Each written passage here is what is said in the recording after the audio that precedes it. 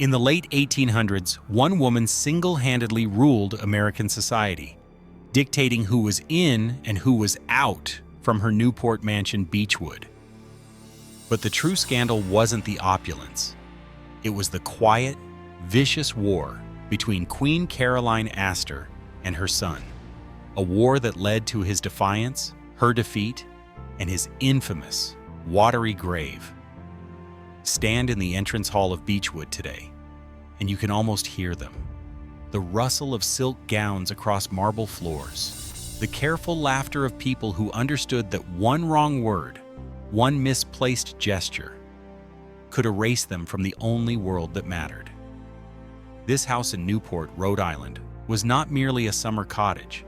It was the throne room of American aristocracy, the place where Caroline Astor decided who belonged to society and who would forever remain outside its golden gates.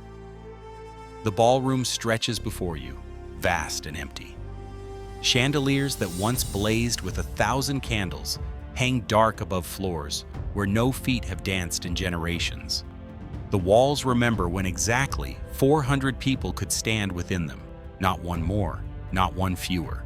That number was not accidental. It was a declaration. Caroline Astor's New York ballroom held precisely that capacity, and so she proclaimed that only 400 people in all of America truly mattered. If you could not fit in this room, you did not exist. But the tragedy of Beechwood is not a story of bankruptcy or economic collapse. The Astor fortune survived. What died here was far more intimate and far more devastating. This house became the battlefield for a war between mother and son, between the 19th century and the 20th, between a woman who believed she could stop time and a man who desperately wanted to live in his own era. Walk through these abandoned rooms and you will find the evidence of that war in every corner. The old-fashioned decor Caroline insisted upon, frozen in amber decades after it became obsolete. The modern touches John Jacob Astor finally installed after her death, desperate updates that could not erase her ghost. The ballroom itself, that temple of exclusion, where a mother taught her son that their worth lay in maintaining walls exactly as they were, in keeping the world outside while they presided over their shrinking kingdom within. Caroline won every battle during her lifetime. She held this house against every attempt at change, against modernity itself, against her own son's pleading for permission to simply live differently. John Jacob waited decades, imprisoned by duty and his mother's iron will. When he finally inherited Beechwood, when he could at last transform it into something new, he had only 4 years. 4 years before the Titanic took him to the bottom of the Atlantic, leaving this house as a monument to two failures: his mother's obsolete social order and his own brief, doomed attempt at reinvention. What power could command such obedience that an entire nation measured its worth by a single woman's approval? What pride could preserve a house as a tomb to vanished rules? The answers lie in these silent rooms, in the story of Caroline Schermerhorn Astor, the woman who invented American society and the son she loved enough to destroy.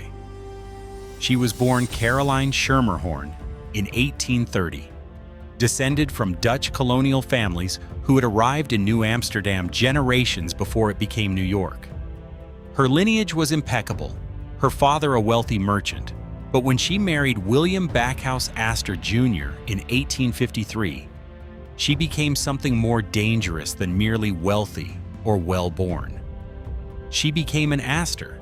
She married the grandson of John Jacob Astor, the fur trader who had built one of America's greatest fortunes.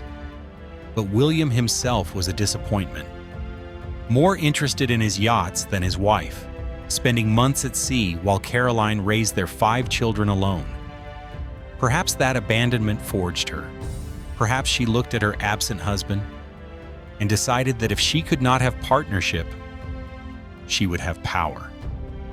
By the late 1860s, as America emerged from civil war into the chaos of industrialization. New York was drowning in new money. Midwestern railroad barons and mining millionaires flooded into the city, their fortunes fresh and their manners rough. The old families, the Knickerbockers with their colonial pedigrees, were being overwhelmed. Someone needed to establish order. Caroline decided that someone would be her. She found her instrument in Ward McAllister, a Southern social climber who understood etiquette the way a priest understands liturgy. He called her the Mystic Rose, after the figure in Dante's Paradise, around whom all heaven revolves. Together, they constructed a system. In 1872, McAllister founded the Society of Patriarchs, 25 gentlemen from old families who would host exclusive balls. But the real power move came later, when McAllister declared there were only 400 people in fashionable New York society. 400. Not 399. Not 401. Exactly the capacity of Caroline's ballroom at 350 Fifth Avenue. If you could not fit in that room, you did not exist. This was not a metaphor. Caroline's annual January ball became the social event that determined whether a family had arrived or remained forever outside. The invitations were not requests, but verdicts. To be excluded was social death. To be included was to have your existence validated by the only authority that mattered in Gilded Age New York. She presided over these gatherings like a monarch, standing before a portrait of herself, both the woman and the painting draped in diamonds. She wore a tiara, a triple diamond necklace, and a massive brooch that had once belonged to Marie Antoinette. The French queen's famous stomacher, falling from neck to stomach in a cascade of stones. The symbolism was not subtle. Caroline was declaring herself American royalty, and she was daring anyone to contradict her. Beechwood itself began as someone else's dream. In 1852, a New York merchant named Daniel Parrish commissioned architects Andrew Jackson Downing and Calvert Vaux to build him a summer villa on Bellevue Avenue in Newport, Rhode Island. The house they created was elegant but modest by later standards, an Italianate structure of brick and brownstone with 39 rooms overlooking the Atlantic. A fire gutted it 3 years later, and Vaux rebuilt it with minor improvements. Parrish enjoyed his seaside retreat for 2 decades before death claimed him in 1880. The following year, William Astor purchased the property for his wife. He paid $190,000, a significant sum, but nothing compared to what Caroline would spend transforming it into an instrument of power.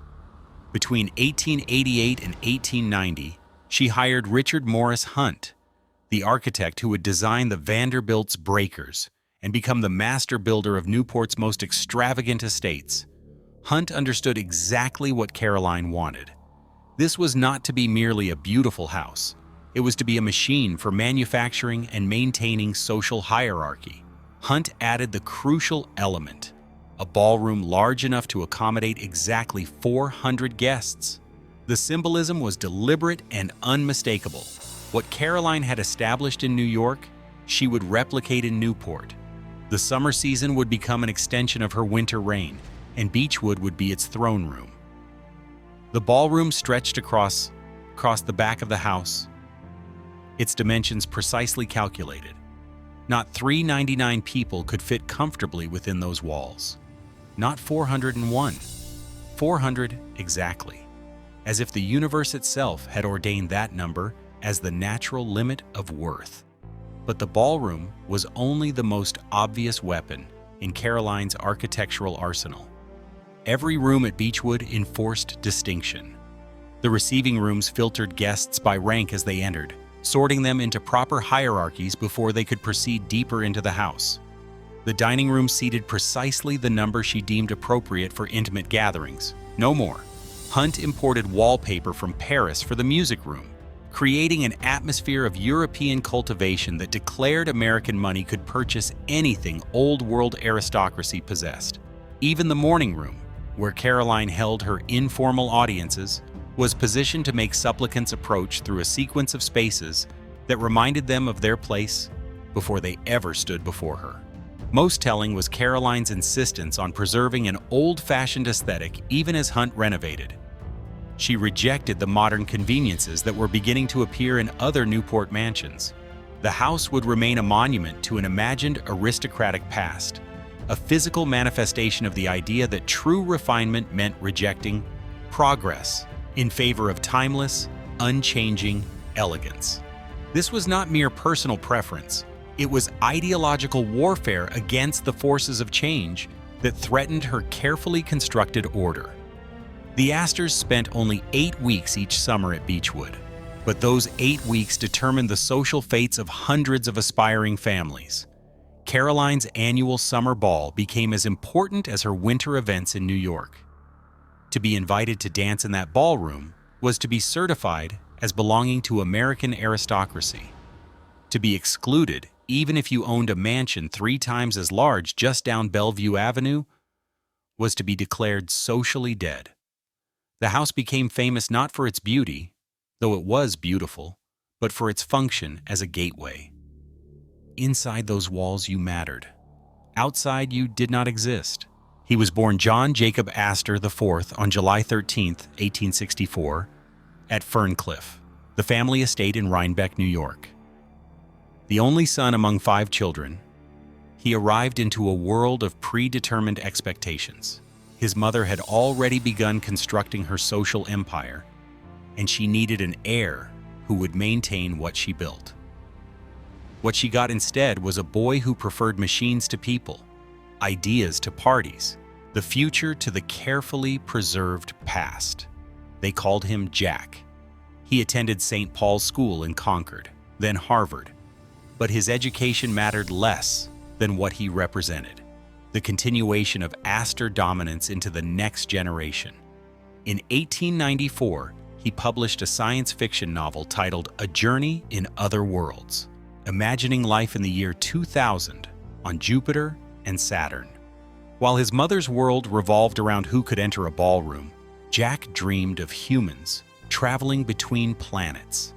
He patented a bicycle brake in 1898. He helped develop improvements to turbine engines. He designed a pneumatic road improver. His mind worked in gears and possibilities, in problems that could be solved through invention rather than solved through exclusion. The contrast with his mother could not have been starker. Caroline presided over society like a monarch over a court where nothing ever changed. Jack wanted to build things, to experiment, to participate in the technological revolution transforming America. When the Spanish-American War began, he didn't merely attend patriotic dinners. He financed his own artillery unit and served as a lieutenant colonel in Cuba, offering his yacht to the Navy. He wanted to be useful, not merely decorative. In 1891, he married Ava Lowell Willing in Philadelphia, a match his mother approved. Ava was beautiful, from an acceptable family, precisely the sort of wife Caroline deemed appropriate for an Astor heir. The wedding was one of the social events of the season, but approval of a bride did not mean approval of how her son wished to live. The marriage gave Jack 2 children, Vincent and Alice, but it did not give him freedom from his mother's vision of what the Astor legacy should be. The conflict began quietly, in the way family wars often do, not with dramatic confrontations, but with small refusals that accumulated like stones in a wall.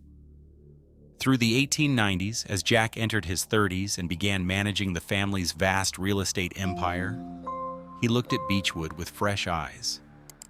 The house his mother treated as a temple seemed to him a museum, its deliberate rejection of modern conveniences increasingly absurd. Other Newport mansions were installing electric lighting, modern plumbing, updated heating systems. Caroline refused every suggestion. She had her reasons, though she rarely needed to articulate them. The house was not meant to be comfortable in the modern sense. It was meant to embody values she believed transcended. Comfort. Old-fashioned decor signaled refinement, a connection to European aristocratic traditions that new money could never purchase simply by installing the latest technologies. Every time Jack proposed bringing Beechwood into the 20th century, Caroline heard an attack on everything she had built. The house was her creation, her weapon, her legacy. To modernize it would be to admit that her vision had become obsolete. But Jack's frustration went deeper than arguments over electric lights. He wanted to invite his friends, the inventors and engineers, and unconventional thinkers who populated his actual life. Caroline's guest lists consisted entirely of people who fit her social calculus, names vetted through her rigid hierarchy. The ballroom that could hold exactly 400 people had no room for anyone who existed outside that magic number. Jack found himself trapped between two identities. In New York, managing hotels and real estate, he could be himself. At Beechwood each summer, he became merely his mother's son, required to perform a role in her carefully choreographed society. The battle never erupted into open warfare. That would have been vulgar, and both were too well bred for vulgarity. Instead, it played out in icy silences and passive resistance. Jack stopped proposing changes. Caroline stopped asking his opinion about the house. They occupied Beechwood simultaneously but separately, moving through its rooms like ghosts who could not quite perceive each other. The summers stretched long, each season a repetition of rituals that felt increasingly hollow to Jack and increasingly precious to Caroline. She was aging, her power eroding not through any single defeat, but through the simple passage of time. Yet she would not bend. The new century arrived, and Caroline did not recognize it. By 1900, she was 70 years old, and the world she had constructed with such precision was dissolving around her. The rigid social architecture she had erected was being ignored by a new generation of millionaires who cared nothing for her approval. The Vanderbilts built houses that dwarfed Beechwood. Newer fortunes threw parties more extravagant than hers. The 400 had become a quaint anachronism, a relic of a vanished era, when a single woman could decree who mattered and who did not.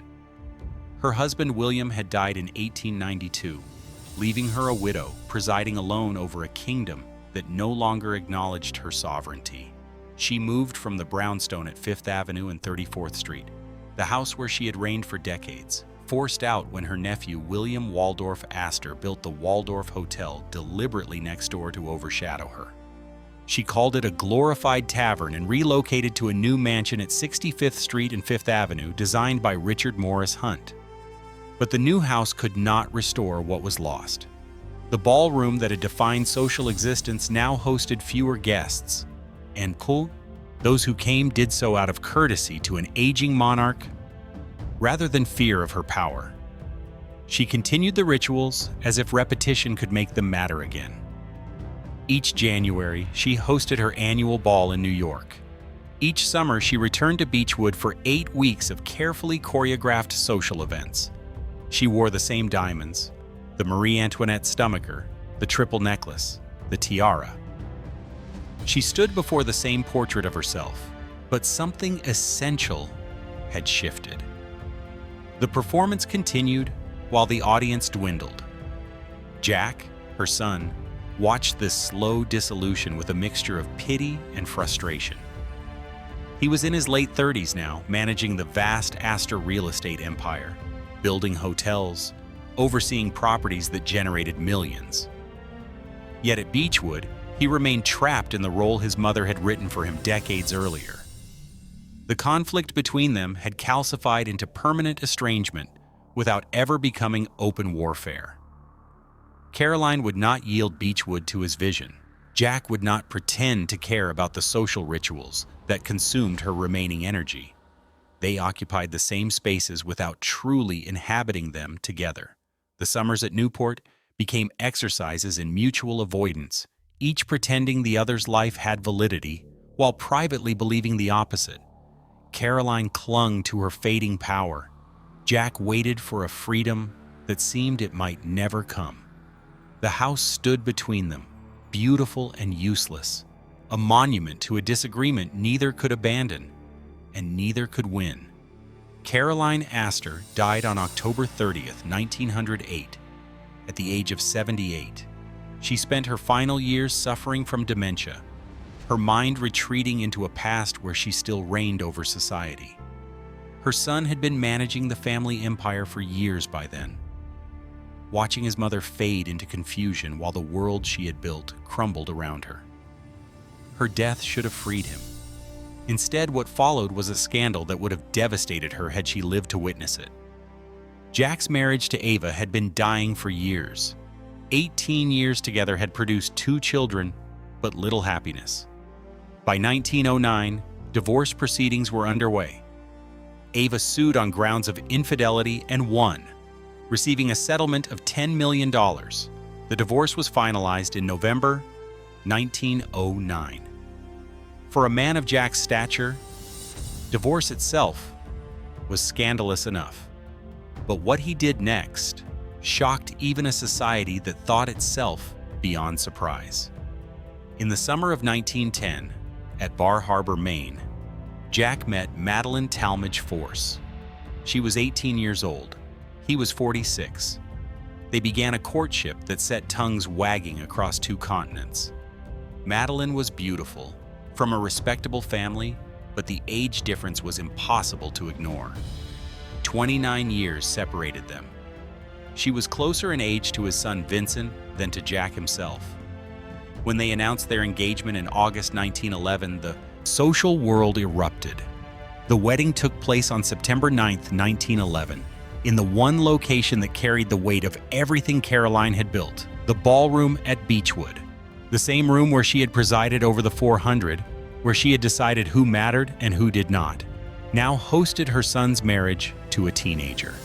The ceremony was performed by a congregational minister after several Episcopal clergy refused on moral grounds. Vincent, Jack's son from his first marriage, served as best man despite despising his new stepmother. The guest list was small.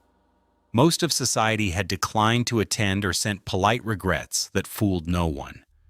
The scandal was not merely about the age difference, though that was shocking enough. It was about what the marriage represented, a complete rejection of the values Caroline had embodied. She had spent decades enforcing rules about propriety, about maintaining appearances, about the sacred nature of marriage and family. Jack had violated every principle she held dear. Divorce, remarriage to a girl barely out of childhood, a wedding at Beechwood that felt less like a celebration than a desecration of everything the house had meant. After the ceremony, Jack and Madeline fled on an extended honeymoon to Europe and Egypt.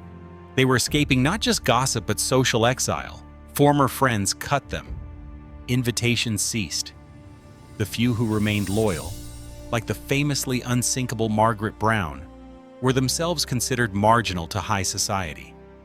Jack found himself in the strange position of being one of the wealthiest men in America while being treated as a pariah by the very class his mother had defined and dominated. Beechwood finally belonged to Jack. After decades of waiting, of watching his mother guard it like a fortress against modernity, the house was his to transform. He wasted no time. The man who had invented bicycle brakes and written science fiction novels looked at his mother's carefully preserved monument and saw only obsolescence that needed correction. The changes came swiftly. He modernized systems his mother had refused to update. He invited guests she would never have approved, people who existed outside the 400 but inside his actual life. Scientists, engineers, men who built things rather than merely inheriting them.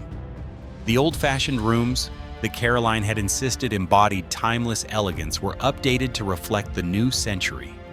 Jack was trying to make Beechwood livable rather than merely symbolic, but something felt wrong from the beginning. The house resisted its transformation, or perhaps Jack could not shake his mother's ghost from its rooms. Every modernization felt like an argument with a woman who was no longer there to fight back. He had won, finally. but the victory tasted hollow. The summers he spent at Beechwood after her death were brief and distracted. He had other properties, other interests, a new young wife who had never known Caroline's reign and therefore could not understand the significance of what he was attempting. The transformation was incomplete when he stopped trying. Perhaps he realized that no amount of electric lighting or updated plumbing could make Beechwood into something other than what his mother had created. The house would always be Caroline's, regardless of who owned the deed. His brief attempt at reinvention ended not in failure, but in abandonment. He had better things to do than fight with architecture. In early 1912, Madeline discovered she was pregnant. The Astors had been traveling through Egypt and Europe, fleeing the scandal of their marriage, waiting for American society to forget or forgive. But now Jack wanted his child, born in the United States, on American soil, an Astor by location, as well as blood. They booked passage home on the newest, most magnificent ship ever built. The RMS Titanic would depart Cherbourg, France, on April 10th and arrive in New York less than a week later. They would be the wealthiest passengers aboard. They occupied one of the ship's most luxurious parlor suites, traveling with Jack's valet, Victor Robbins, Madeline's maid, Rosalie Bedois, her nurse, Caroline Endress, and Kitty, their beloved Airedale Terrier. For 4 days, they sailed west across the Atlantic. Madeline, 5 months pregnant, rested while Jack explored the ship with the curiosity of an inventor. This was modernity incarnate, a floating palace that promised to conquer the ocean itself. At 11:40 on the night of April 14th, the ship struck an iceberg. Jack investigated and returned to tell Madeline what had happened. He reassured her initially.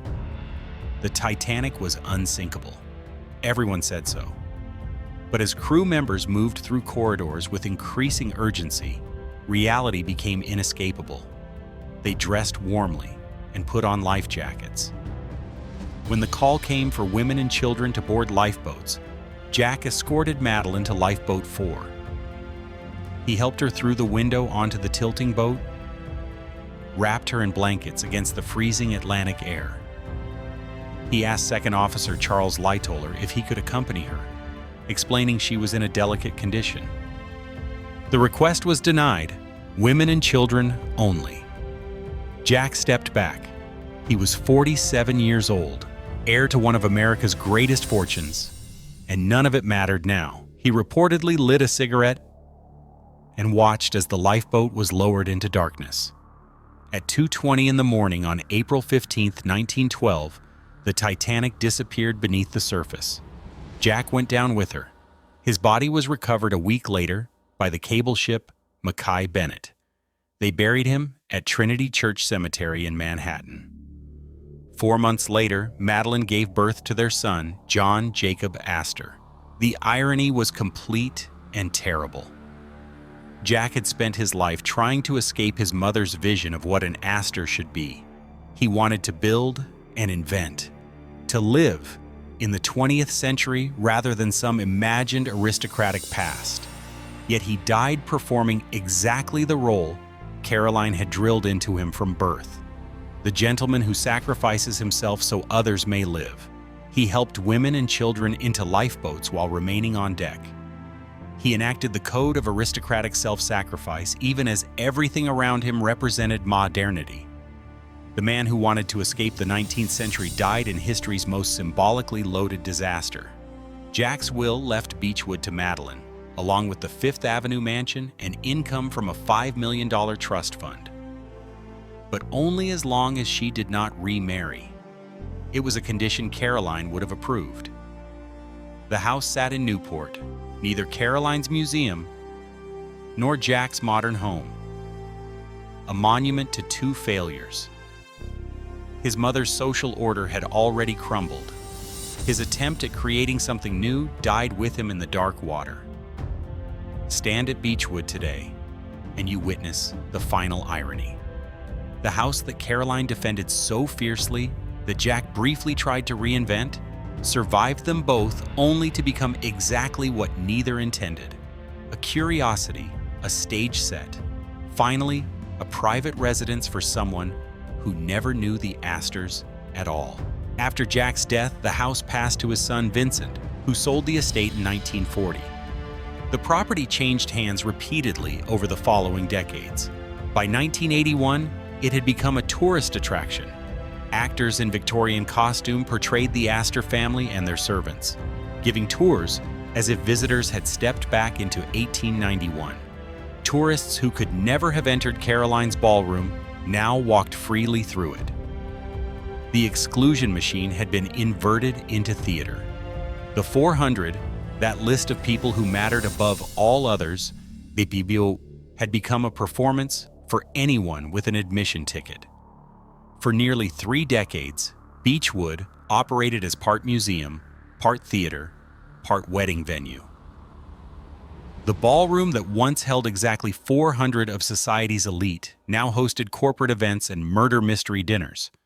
It was preservation through mockery, perhaps the cruelest fate imaginable for a house built to enforce hierarchy. In 2010, Oracle Corporation co-founder Larry Ellison purchased Beechwood for $10.5 million. The theater company closed. Ellison reportedly spent over $100 million restoring the mansion, but to what purpose? The house is not open to the public. It serves no social function. It simply exists, beautifully maintained, privately held. Walk along Bellevue Avenue today, and you can glimpse Beechwood from the street, but you cannot enter. The 400 are forgotten. Caroline's system of exclusion lasted barely a generation beyond her death. Jack's vision of a modern Astor legacy died with him in the Atlantic. What remains is the lesson written in these silent rooms. Caroline believed she could make permanence out of social ritual, could transform wealth into aristocracy through control of access. She confused power with meaning, the house with what happened inside it.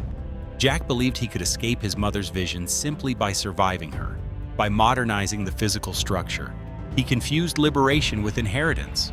Both were wrong. The house outlasted them, but it remembers nothing. It stands as testimony to the futility of trying to control what comes after us. Every room at Beechwood whispers the same truth. What we defend most fiercely often matters least.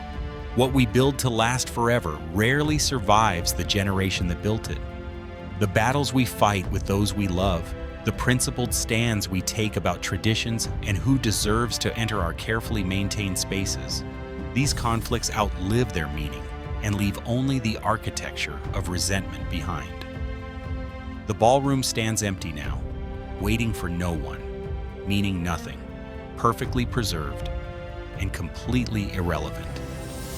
If this story of pride, tragedy, and the illusion of permanence moved you, hit that like button. And if you want more deep dives into the forgotten dramas of America's gilded elite, the mansions they built and the legacies they destroyed, subscribe now, because every abandoned palace has a story about the people who thought they could make time stop, and we're just getting started telling them.